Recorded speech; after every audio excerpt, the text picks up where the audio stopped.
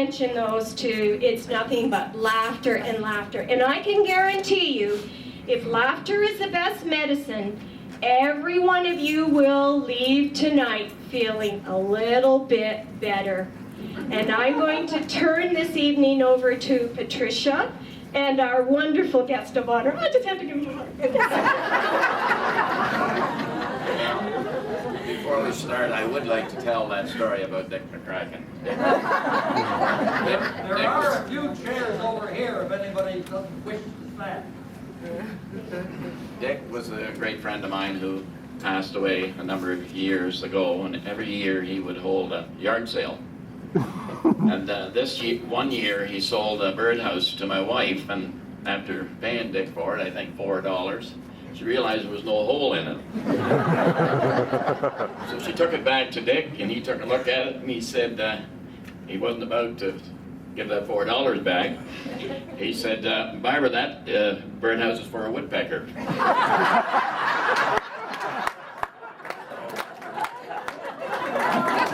Dick was also pretty quick. The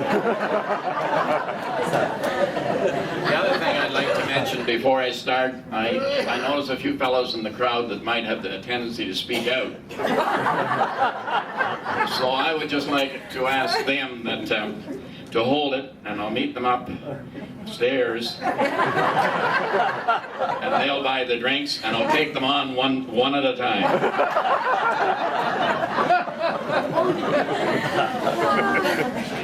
I don't think you need me here, Dad.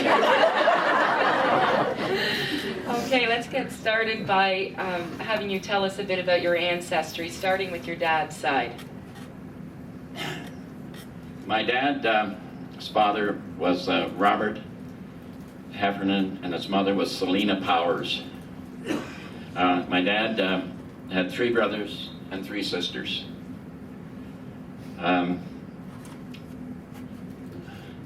What about your mother's side? Oh, my mother's side.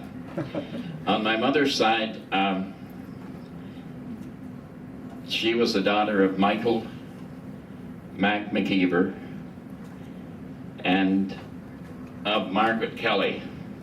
And I'd like to speak a bit about Margaret Kelly. Margaret Kelly left Ireland, went to relatives to Kelly relatives in the United States, left there, and came up to Douro, Ontario, because she had a sick cousin by the name of Ellen Clark. After Ellen Clark died, she married Mac McKeever, my grandfather. And they had how many children? They had 6 children, 4 boys and 2 girls, which my mother, Ellen McKeever, was one of. Okay. And your parents also had 6 children. That's right. Might be difficult.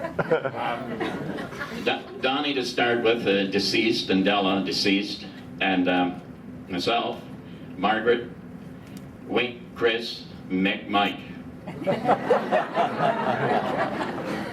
And you and Mom also had 6 children. Could you mention your favorite first?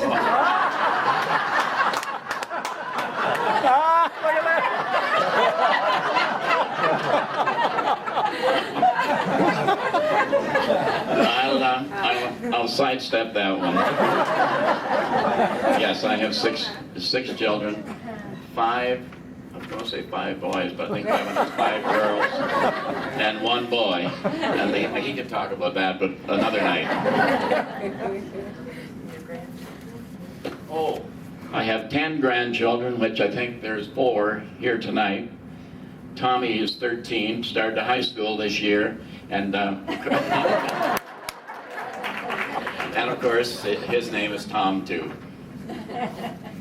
Anna's 12, Danny 7, and Andrew 8. So tell us about your first impression of Lakefield. I'm just going to try to speak out, and I'll leave that with you if I'm not allowed. Sure, Okay, yeah, just try. that's fine. My first impression of Lakefield was coming in what was then called the North Road, Queen Street, and just about Braden Manor. when I came around the turn, I could see from there to the Anglican church. I was 7, but I remember it like it was yesterday. What a beautiful sight. Try it sometimes. I know it's changed, but you can see the trees and the houses on both sides. And at 7 years of age, that left a real impression with me, and it's never left. This town is a great town. Tell us a bit about the neighborhood you moved into and the people there. Well, we moved on to Bishop Street, and I'll give you some of the names. A lot of you will know them. I'll start up at the top of the hill. There was the Deladons, Wassons, Paytons. On the side of the hill, we lived on the side of the hill. Then you go to the corner, there was Wingett's, Spencer's, Welburn's, and over to Larry Neal's. What did you do for entertainment? Think here for a minute. Well, we spent an awful lot of time at Wingett's. Cease and Ruby Wingett were just wonderful people, and it was an open door policy. And Neil Watson will probably vouch for this, that we had our own chair. There were chairs out around the walls, and you just went to Wingett's whenever you felt like it. In fact, if you didn't show up, somebody was asking where you were. Were you upset about something? But other than that, I think we had what we thought was a small Olympic village. We had the rink, the outdoor rink behind Wingett's that we flooded every year. Between Wingett's and our place, we had a big field we played football on. Across the road on the research property, we had a ball diamond. And then we used the hill, the road, with our bobsleds. In those days, cars were usually put up on blocks during the winter because there was no antifreeze, so most people walked. And then we had what we call the grass hill to ski on. So we thought we were pretty fortunate. Is that hill you're talking about where you built the fort I heard about? Yes, Ken Wingett and I don't know whether Ken's here tonight or not, so he won't be able to take me up on this. But Ken Wingett and I built a fort up on the grass hill. It was a 2-story fort. We called it a fort. Maybe you could call it a shack. And it had a tower up on the top. We even put a small tower up. And Ken and I would sit up there on a plank. And at night, we'd look down on the lights of Lakefield and discuss our future.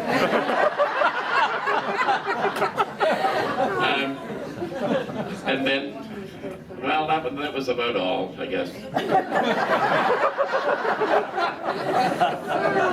that where the two of you started a grass fire? Yes. I'll get that over with. We went up one Sunday afternoon to take care of our property and cut the grass. We decided the quickest way to cut the grass was to start a little fire. The fire got out of hand quite quickly. Actually, I will be honest, Ken wanted to put it out, and I thought, let it go a bit. And anyway, we decided we'd had enough, we couldn't handle it. Ran down over the hill, down past my place, and I knew my mother would be in the kitchen. She was always there. And as we ran by, we yelled, "Call the fire brigade." And we went to the haystack. We used to keep some cows right in the village. You can't do that today. So we hid in the haystack, and Bill Hamlin was fire chief then. And afterwards, I think Bill had an idea it was us. You could see him drive slowly over the hill and take a good look at the haystack. Did you and Ken not do some boat building as well? We did build a boat. Neil Wasson come along and help us with that. And I think it was christened Wing Wasson Half. And I had a lot of faith in that boat. We tarred all the joints. Neil and Ken didn't have as much faith. They wore swimming suits, but I was in full attire. And we jumped on it, and we went out to the middle of the Otonabee River, and it immediately sank, and I think it's still there.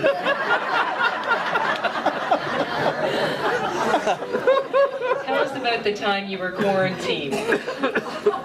Yes, we had scarlet fever, and we were quarantined. You would be quarantined then with a placard on the door. You couldn't come out. You couldn't go out, and nobody could come in. But I remember Bill Atkinson and his wife Alice. They would leave provisions at the front door, and we were quarantined for 6 weeks, which is a long time.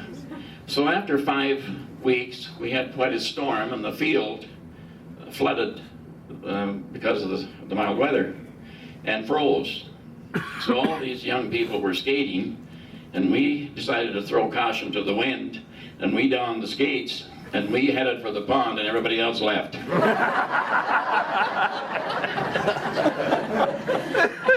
Tell us about what was going on at the old Canada cement buildings at that time. Well, at that time, most people will probably know this, on the water side of the cement works, there's major tanks. And the government decided to store wheat. I don't know whether it was excess wheat but I guess it was mostly because of the railroad tracks. This was, they could bring it in by rail. And I believe it took 2 years, if I remember rightly, to fill those tanks. So they employed about 50 men. On our side, at Bishop Street, the American Heffernan installed 3 mills. And Frank Coyle's trucks would draw the rock from the head of Stony Lake, where the mine is now, and they would crush the stone there.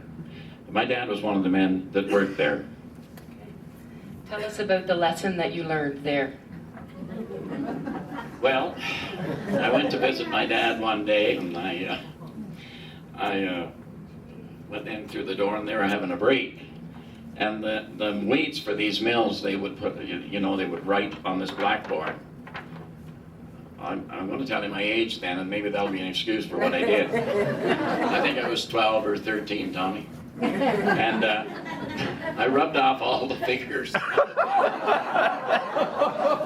So none of the men said a word. They just, when they were through, they walked out through the door, and my dad was the last one to come. I think this was on purpose. And he said, you rubbed off those figures. I said, yeah, yes I did. He said, I tell you what, you put them back on. You know how much chance I had of putting on those figures? So 2 hours later, he finally came over to me, and he didn't have to say anything. He said, you can go home now. It was the best lesson I ever learned, to leave what didn't belong to you to someone else. What kind of chores were expected of you as a young boy or teenager? When we moved to Lakefield, the water supply was bad. All the houses had little pumps on the cupboards, but the wells were bad. So my dad, he was quite a fellow. He started along the bottom of the hill over in the cement works, and he was looking for water. Finally, he saw water coming out of the hill, and he dug all around, put gravel in, boxed it all in, and after that, the whole neighborhood used that water. They'd have to carry it, but at least they had good fresh water. I have a feeling that spring is still there. And of course, my job was to carry water. What about Saturday chores? Saturday morning, we used to keep a couple of cows in the village, and I would, on my little wagon, I would fill up the cream can with milk, and I would take it to the block road where Maggie Sullivan lived. And she had a separator and a churn, and we'd separate the milk. It was always a very enjoyable day for me. She was a great lady. And then she would churn, use the churn to make butter, and I'd probably come home with 3 pounds of butter. And your dad had a ranch? Tell us about that. Yeah, my dad had a ranch down on 134, and sometimes if the weather was bad, we would have to walk down there. I suppose it was 3 miles. And I recall a little bit of a story. Ken Wingate and I, where I was asked to go down, and Ken said he'd go with me. We'd water the cattle and feed them. And we decided to take our hockey equipment with us, and Ken was a goaltender, so he was lugging pads. And we made a big mistake. we got as far as Dench's Swamp, where the ice had frozen over. And we decided that we'd play hockey first rather than go and feed the cattle first. That was a big mistake, because after we were through playing hockey and we looked at that long road, by the time we got back to Lakefield, we were both exhausted. Your dad kept horses in a barn behind your house in the winter, I think you said. Tell us about that and the blind mare you had. Yes, I used to take them, ride one and lead one to the Autonomy River, where we would water them. And I'd tie one up to the tree while I watered the other one. And I tied the other mare to the tree, and I was watering the blind mare. And I don't know what happened, but I think she thought maybe that the other mare was on the other side of the river. So she started to walk out on the ice, and I tried to hold her as far as, as much as I could. But she finally reached the open water. She swam across, got up on the other side, saw her mistake, turned around, and jumped back in, but she didn't make it back. So I often think about it, but I had to be upset because I could not remember bringing the other horse home. Tell us what you remember about church when you were a boy. Well, we were on the altar, 3 or 4 fellows, and Bob Deladon. A lot of people know Bob in this part. Bob was late, so the rest of us decided that, they had all the cupboards along the wall and all for the vestments, and we decided to get in those cupboards, and when Bob come in, we scared him. So I think there was a trickster in the crowd, and it wasn't Bob that came through the door, it was the priest. And somebody said, "Now." So we jumped out, wrestled him to the floor. But he was a good-natured man. He saw the funny side of it. So would you have to walk all the way to church every week? No, I didn't. Not a lot. If I got up early enough, I would go down to Wingett's. Cease and Ruby would be heading for the Baptist church, and we were very ecumenical. I would ride in the back seat, and they would drop me off and pick me up after Mass. And the school you attended, it's no longer there, is it? No, the public school that I attended is now across the road, and the high school, of course, is on Bridge Street. Yes. Yeah. Okay. Tell us about one of the highlights of school for you.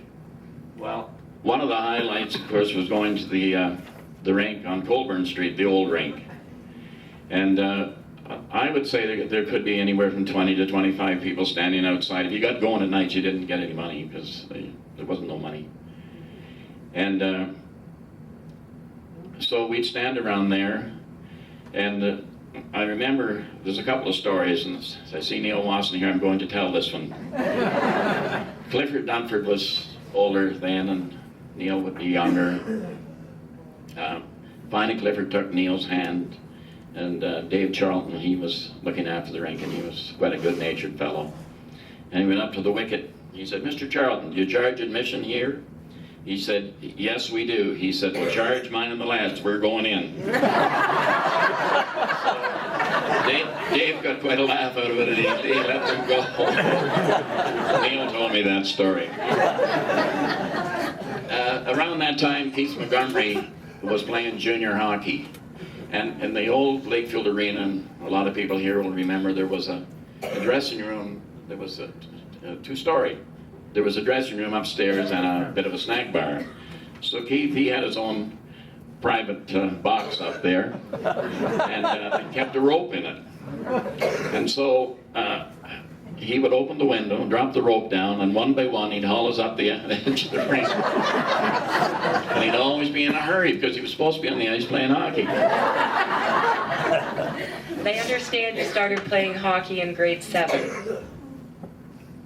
Yes, I may not have some of the facts right. That's why I've asked these guys to hold off here. Yes, we had the first organized hockey in Lakefield was the OMHA, and it was organized by Ken Jenkins, our scoutmaster. Jack Milledge was our coach, and our principal, Mr. Everett Sloan, was a coach. And they were a great group. And we went to the finals that year, and I believe the rink was always full, and Elmira beat us out. Who were two of your most faithful fans at that time? Reverend Kelly and Dr. Masterson, our priest, they would always have a spot at the rink, and they'd always be standing there. And you might even hear the odd swear word come from those two guys. If you weren't playing up to par, they didn't hesitate. The game were very ecumenical at the rink. Okay, we'll talk a little more about hockey later on, but tell us now about some of the jobs you held as a young person. I worked for BQ Dinch for a couple of years, pitching hay. I handed that over to Ken Wingate. I went on to Joe Parbury's Ice House. Following that, I went to the Lakefield Boats, and most everybody came up through the Lakefield Boats, because if you didn't come up through there, then you really were not considered Lakefield. and years later, the Lakefield boats burnt down. This would have been around the late 1940s. How much money would you have made then as a teenager? Anywhere from $10 to $18, but it went a lot further than a week. Than money goes today. Don't I remember a story about you getting blood poisoning at one of those jobs? Yes, I can't remember the job, but I remember after a couple of weeks of having a very sore foot and a red streak up my leg, and I pretty well figured it was blood poison. So I went over to Dr. Gassel, and when I rushed in, he rushed out. He yelled at me, "You'll have to stay here and look after the children. I got to go to the hospital." So I put up with it for a while longer. And Mrs. Gassel finally came home. He came back. He immediately drove me back into the hospital. I stayed there for a week and took penicillin. And he actually came in, picked me up, and brought me home. Let's go back to hockey right now for a little while. Tell us a little more about hockey after Bantam. Well, after Bantam, we played midget, juvenile, junior B. Some of the fellas that are here tonight, we played junior B in Peterborough. We went on to play some senior B with the senior B Petes and the McGillis Eagles. And after that, I went to Oshawa and played for a time there. Okay. You often mention a lot of the great players you've had the privilege of playing with. Yes, I wrote them down. My memory's good, but short. Yeah, I think the greatest team that we ever had was right here in Lakefield, the intermediate A's. We won the Lakeshore, and we just had the greatest bunch of fellows, and I'm just going to read their names. Some of them are here tonight. Joe Blewett, Keith Montgomery, Dick McCracken, Gordon Coyle, Bill Twist, Wasson Brothers, Paul Doris, and the Floyd Brothers. Tom Birch, Joe Sabatina. I got to put my glasses on. Tell you with my eyes. My own brothers, Eddie Rowe, and the list goes on. Who was your manager at the time that you played Intermediate A? Mr. Garnet Samus.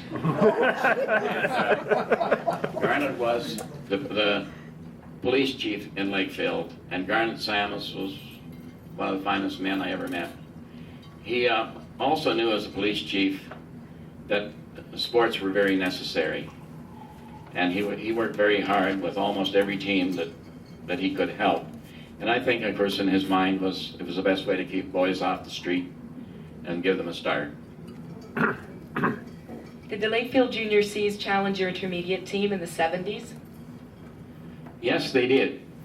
And one of the boys' fathers, Jim Crawford, told me one day that his son, he played Junior C then, and we'd hung up our skates, but I believe it was for a good reason. It was for some charity, so the boys said they'd play the game. So Jim's son told him that they were going to play us, and he said, "We'll lick those old fellas, Dad." And Jim said, "I tell you what," he said, "let's talk after the game." So we beat them 9-3. And I passed Jim on the street the next day, and he just gave me a little bit of a wink. We're pretty happy with that. I'm sure you have some more hockey stories you would like to share. Can you tell us about the night you played in Coburg and had to go by the Port Hope Hospital? Yes.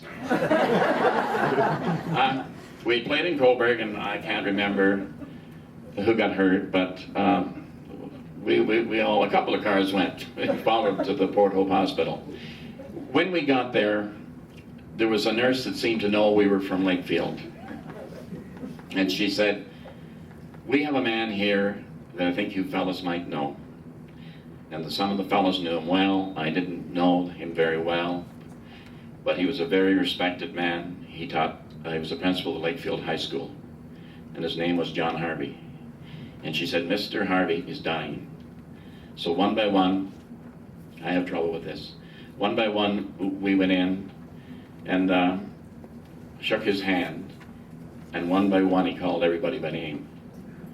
And I went to the bottom of the bed, and I watched these guys shake his hand in silence. And I felt that John Harvey was a job well done. We left in silence. We drove home in silence. And what about one of those nights you played Bowmanville in Bowmanville? Well, I remember this very well. I don't think he's in the crowd, so I can tell this story. There was a big fellow in Bowmanville. He had reached the point where he wouldn't even listen to the referee. So we had a big defenseman, and I must say I was proud to play beside him. He was a superstar. Keith Montgomery lives here in Lakefield. And Keith decided that he had had enough too, and this guy should have been listening when he was talking. So Keith didn't say anything. He just went over and gently picked him up and set him up in the crowd. You and Bill Stewart played Junior A hockey and boarded in Oshawa. What was that like? Well, that was new. We stayed in most of the fellows were farmed out to houses, and there was 4 of us stayed in upstairs, in the upstairs, and we had one young fellow there was Tim Horton's brother, Joey Horton, quite a nice young fellow. I'm not going to get into another man I had a lot of respect for was Milt Smith. He was probably one of the greatest centermen that ever played hockey, and he was coaching there. So I got to meet some really, really nice people. But there was a guy there also. It was in the time of Paddy Page, and he played that record. What's that record? How much is that doggy in the wind? He played it night and day. So one morning, the fellow that I roomed with, we woke up and we said, "Listen," the music had stopped. But one of his buddies had gone and opened the window and threw the record player out into the snow. Bringing things back to the village now, tell us what the main street was like when you were all teenagers in the late 1940s, starting with the grocery stores. How many were there? There were 4 grocery stores. Spence & Sons, my brother-in-law worked with Spence & Sons. T.C. Young's, Judson Hall, and Warren Payne's. And I believe Elaine Wasson worked at Warren Payne's. And Dave Miller ran the barber shop, and soon to be taken over by Joe Ferrari. And Blake's. I wanted to hold that. Well, I didn't want only 4 when there was 5. I was just going to say this next. I don't mind, Neil. This keeps me on my toes. I just wanted to say to Gord that I understand you're coming here next month, so I wasn't going to mention anything about your business. I'm sure you people will enjoy Gordon Donna. Judson Hall was the owner of Porter's grocery store, and you had some interesting times there, didn't you? Yes.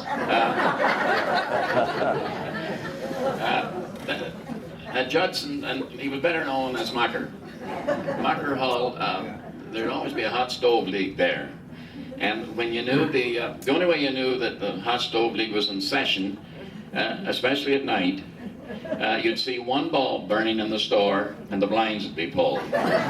You knew by that the back door was open, and that is where you came in. But anyway, I did have some interesting times there. There was a pot-bellied wood stove in the middle of Mucker's store, and around that would be 4 or 5 chairs. And some of the people that would come there to see Mucker was Dr. Alec Fraser, Dr. Masterson, our priest over at he would come in the back door too, right from the church. And my wife's uncles, John and Victor McManus, would be there. And Mr. Hilliard McCracken. And any young boys that, wanted to come along. I probably learned there to listen. And there was, these men, if you did listen, they had an awful lot to say. And the other thing is that I think they had a bit of strong solidity. They never offered it to us, but they would give us a Coke. Where did everyone hang out with their friends in those days? Well, the Food Haven, or is it Food Haven across the street? I get that mixed up. That was Freddie Wanamaker's, known then as the Coronation Inn. And between there and Bill Peacock's and his daughter Pearl, we would go from one to the other, watch the girls, drink Coke, and socialize. So there was a drugstore in the village at that time. Who owned that? Elwood Northey.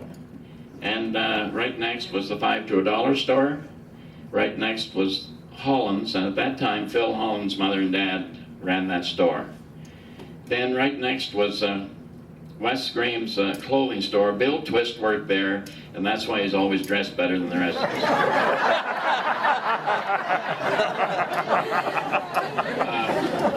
And then Archie Stewart, he ran Kawartha Hardware. Archie started the Kawartha Hardware. And then if you went across the corner was Teddy Crawford's Meat Market. And I believe Ralph Beavis took that over.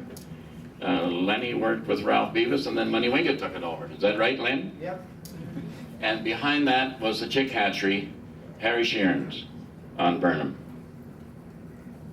Oh, yes, Dick McCracken worked there. Brady Day. Get that. And Hendren's Funeral Home, Ken Wingate started out there after he left PQ'd Inches. And Ken still works there today somewhat. Tell us where Mum was at this time. She was dipping the double scoops at Frosted Foods. She played the organ at the church. I was able to keep a close eye because I knew where she was all the time. And I could also watch the rest of the girls in Lakefield.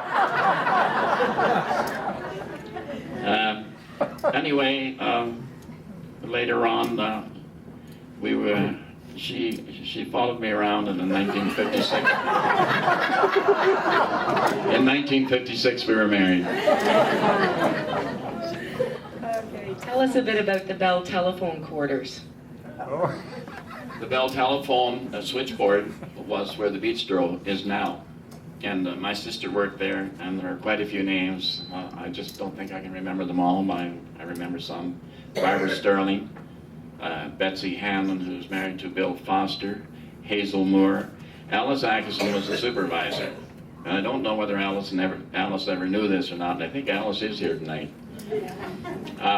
But at night, when my sister worked there, and she'd probably have 2 girls with her, they insist that I come and stay. I was 14 and that was for protection. I would go sound asleep. I never heard anything. Maybe. Wasn't it around this time in the late 1940s that TV came to Lakefield? It was Delbert Dunford, right next to Leonard's Hardware. He had a little radio TV shop, and at nights when TV first came in, Delbert would leave one TV there, and we would, it was silent then, and snowy, so we would sit up on top of the cars and we'd watch TV. Was there anywhere to go dancing at that time? Yes, actually there was in those days. There was quite a bit of live music. Teen Town had a live band, and Gord Blake was one of the members there. He could probably tell you more about that than I. And there was the Lakefield Pavilion with Harold McFarland and Bobby Kinsman played there. So yes, we had a lot of live music. And then at our church, once a month, Tommy Sullivan and Barbara's uncle, Victor McManus, Tommy played the violin and Victor called, and we'd square dance. In 1950, you got started in the electrical trade. Tell us who you started out with. I started out with Jack Bowles. My mother mentioned to me that I should check with Jack and see if he needed a hand.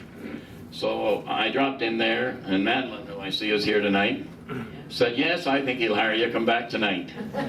So I came back, and that's where I started, and Jack and I were, until Jack died, lifelong friends. And you later worked for other companies. Yes, I worked for Cam Wasson and I, Neil's oldest brother, worked for Donovan Electric. They were from Toronto, but an American firm. We did the Woolworth building. We worked in Belleville for them, and we did the Millbrook Reformatory. I also worked for Comstocks, and in those days, you would have to bounce from place to place. You would have to go where the work was. And then I ended up working for Atkinson's, and probably some Peterborough Electric. And it sounds as though you kept in touch with your mentor, Jack, over the years. I did. I would often call Jack if I had a problem, and Jack would always be there for me. And about 20 years later, he called me one night, and I knew then I had graduated.